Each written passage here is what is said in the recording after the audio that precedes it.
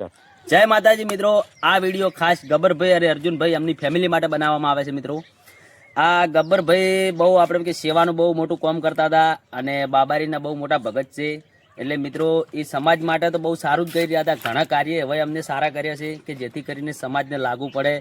અને એરા કલાકાર તો છે જ મિત્રો, અને ગીત કલાકારનો તો વિષય છે ગાવાનો. એટલે ગમે તે ગીત ગાઈને એને આગળ આવવાનું હોય એટલે હીરો ગમે તે ગીત ગાય, પણ એની સમાજ માટે પણ એવા ધાર્મિક બહુ ઘણા બધા ગીતો ગાયા છે અને ભજન પણ ઘણા ગાયેલા છે એમને.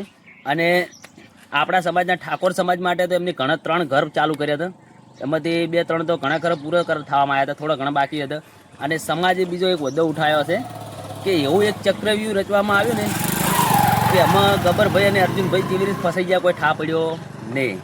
એ ચક્રવ્યૂહ એટલું મોટું રચાણું કે ભાઈ ડાયરેક્ટ ઉપાડીને ડાયરેક્ટ સમાજ બહાર ગાડી મેળ્યા.